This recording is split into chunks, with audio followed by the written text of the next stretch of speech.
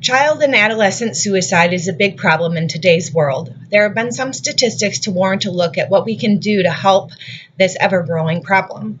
What can we do as educators to reduce the number of kids we serve from facing this kind of issue? What can we look for in determining a child that may be struggling with suicidal thoughts? Source quote 1.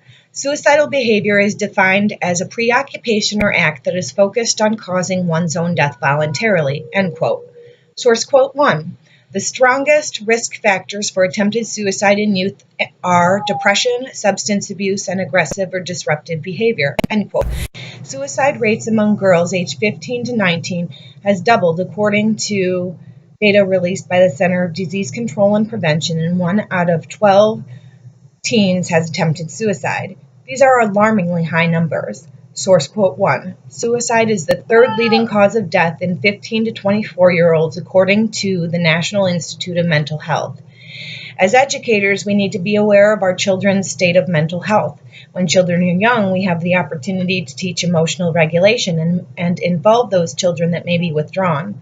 According to theorists Stephen M. Gillespie and Anthony R. Beach, source quote 2, emotions refer to a mental state that are spontaneously generated, can be positive or negative, fleeting or more prolonged, and can be experienced at varying levels of intensity. Emotions are also under cognitive control, whereby strategies for emotional regulation mean that they may be experiencing more or less intensely.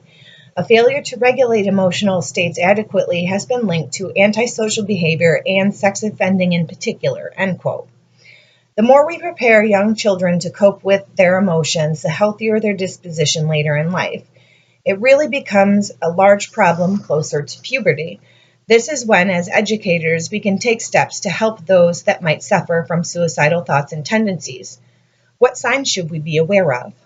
Look for wounds from cutting. Pay notice if a child always wears long sleeves even in summer. So suicide is not always the act. Some young people choose to hurt themselves. From experience, by hurting oneself, it helps soothe the inner pain one is experiencing. Besides self-inflicted wounds, pay attention to a youth that does not want to participate. Withdrawing from others is a sign that there could be a psychological issue. Often depression and bipolar disorder go unnoticed in adolescence. Children in adolescent years want to be accepted by their peers.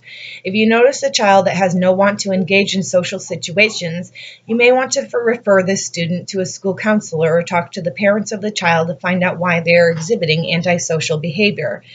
If grades seriously decline, then that is another warning sign. Children want to achieve. If a child is slipping in their studies, there could be more behind the behavior. Outbursts for attention can also be a sign that a child needs help. These outbursts can come in the form of being vocal, but clothing can play a part in this as well. Girls that dress provocatively for attention or boys that wear shirts with inappropriate messages can also be a call for attention. I had suicidal thoughts and tendencies growing up in foster homes. I was deeply insecure. I felt that no place I lived would ever be my home, my room, my belongings. I desperately wanted to be a grown-up. I dressed in a manner that said to others, "Look at me." I was emotionally driven, and when something happened, it felt like the end of the world. Adolescence holds many changes in thoughts, body changes, including hormones, and higher stresses. What helped me was seeing a professional counselor. I was diagnosed with bipolar, but even she didn't catch it, and it went undiagnosed until I was 35.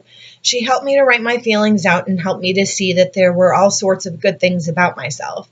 I wrote in a journal and began to write poetry. Poetry saved me. It helped me take my bad circumstances and turn them into positive writing, something tangible that I could refer back to. Children and adolescent suicide is on the rise in today's world. There have been some statistics to warrant a look at what we can do to help children that are emotionally challenged, socially awkward, withdrawn, and seeking attention. As educators, to reduce the number of kids we serve from facing this kind of issue, we need to be aware of signs that may warrant a further look. We should refer children to the school guidance counselor or talk to the parents of the child if we suspect suicidal tendencies.